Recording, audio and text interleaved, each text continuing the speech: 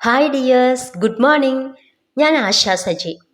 21 ദിവസത്തെ ഗ്രാറ്റിറ്റ്യൂഡ് പ്രാക്ടീസിൻ്റെ രണ്ടാമത്തെ ദിവസത്തെ പ്രാക്ടീസാണ് ഇന്ന്.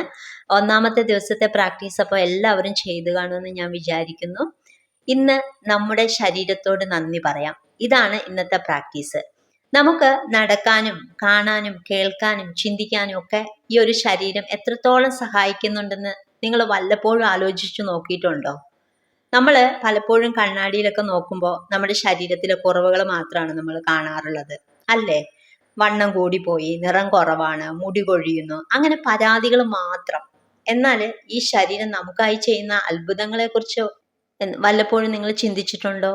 ഇന്ന് നമുക്ക് നമ്മുടെ ശരീരത്തോട് നന്ദി പറയാം. ഇനി നിങ്ങൾ ചെയ്യേണ്ടത് ഒരിടത്ത് നിവർന്നിരിക്കുക, എന്നിട്ട് കണ്ണുകൾ അടച്ചിട്ട് 4-5 ദീർഘശ്വാസം എടുത്തു വിടുക. എന്നിട്ട് ശാന്തമായതിനു ശേഷം നിങ്ങളുടെ ശരീരത്തിലെ ഓരോ അവയവങ്ങളെക്കുറിച്ചും ആലോചിക്കുക. എന്നിട്ട് മനസ്സിൽ നന്ദി പറയുക. അത് വെറുതെ പറഞ്ഞാൽ പോരാട്ടോ, ഫീലോടുകൂടി പറയണം. നമുക്ക് കണ്ണും ചെവിയും മൂക്കും കയ്യും കാലും ഒന്നും നമ്മളായിട്ട് ഉണ്ടാക്കിയതല്ലല്ലോ. അത് ദൈവം നമുക്ക് ദാനമായി തന്നതാണ്. അതിന് ദൈവത്തോട് നന്ദി പറയുക.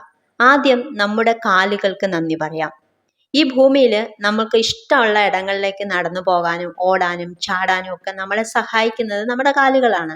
അപ്പോൾ നമ്മൾ ആഗ്രഹിച്ച വഴികളിലൂടെയെല്ലാം ഒരു പരാതിയും ഇല്ലാതെ നമ്മളെ നടക്കാൻ സഹായിക്കുന്ന നമ്മുടെ കാലുകളോട് ഇന്ന് നമുക്ക് നന്ദി പറയാം. എന്നെ എവിടെയും എത്തിക്കുന്ന എൻ്റെ കാലുകൾക്ക് നന്ദി എന്ന് ഫീലോടുകൂടി പറയുക. അടുത്തതായിട്ട് നമ്മുടെ കൈകളോട് നന്ദി പറയുക. രാവിലെ എഴുന്നേൽക്കുമ്പോൾ മുതൽ മുഖം കഴുകുന്നത് മുതൽ നമുക്ക് ഇഷ്ടമുള്ള ഭക്ഷണം വാരി കഴിക്കാനും പ്രിയപ്പെട്ടവരെ ചേർത്ത് പിടിക്കാനും എഴുതാനും ജോലി ചെയ്യാനും ഒക്കെ സഹായിക്കുന്നത് നമ്മുടെ കൈകളാണ്. നമ്മുടെ വിരലുകളുടെ ചലനങ്ങൾ, ആ കൈകളുടെ ശക്തിക്ക് ഒക്കെ നന്ദി പറയുക. ഇനി നമ്മുടെ കണ്ണുകൾക്കും കാതുകൾക്കും നന്ദി പറയുക. ഈ മനോഹരമായിട്ടുള്ള ലോകത്തെ കാണിച്ചു തരുന്ന നമ്മുടെ കണ്ണുകൾക്ക് നന്ദി പറയുക. പ്രിയപ്പെട്ടവരുടെ മുഖം കാണാനും പ്രകൃതിയുടെ ഭംഗിയും ഒക്കെ കാണുന്നത് നമ്മുടെ കണ്ണുകളുള്ളത് കൊണ്ടാണ്.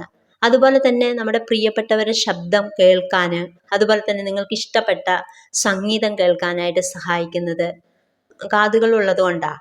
അപ്പോൾ ഈ 2 കാര്യങ്ങൾക്കും ഇന്ന് നമ്മൾ നന്ദി പറയുക. അടുത്തതായിട്ട് നിങ്ങളുടെ ശ്വാസത്തിനും ഹൃദയമിടിപ്പിനും നന്ദി പറയുക. നമ്മൾ ഉറങ്ങുമ്പോഴും നമ്മൾ മറ്റെന്തെങ്കിലുമൊക്കെ ചിന്തിക്കുമ്പോഴും നമുക്ക് വേണ്ടിയിട്ട് വിശ്രമമില്ലാതെ പണിയെടുക്കുന്ന 2 കാര്യങ്ങളാണിവ.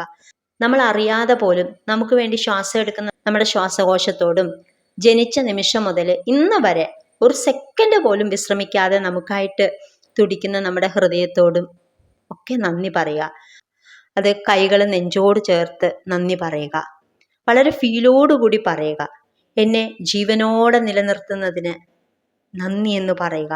ഇനി നിങ്ങളുടെ മനസ്സിനും തലച്ചോറിനും ഒക്കെ നിങ്ങൾ നന്ദി പറയുക.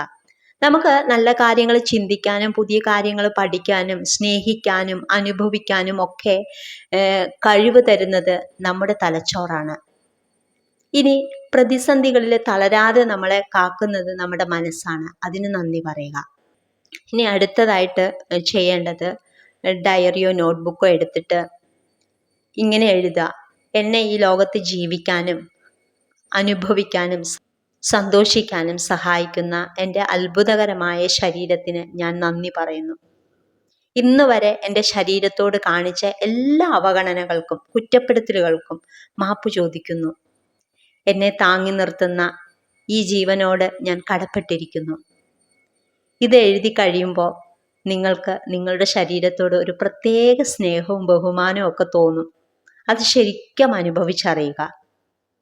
അപ്പോൾ ഇതാണ് ഇന്നത്തെ പ്രാക്ടീസ് എല്ലാവരും ചെയ്യുക. അതുപോലെ തന്നെ നിങ്ങൾക്ക് എല്ലാവർക്കും സന്തോഷവും സമാധാനവും സമ്പൽ സമൃദ്ധിയും അതുപോലെ തന്നെ നിങ്ങൾ പോകുന്നിടത്തെല്ലാം ദൈവികമായ സംരക്ഷണം ഉണ്ടാകട്ടെ എന്ന് ഞാൻ പ്രാർത്ഥിക്കുന്നു. Thank you.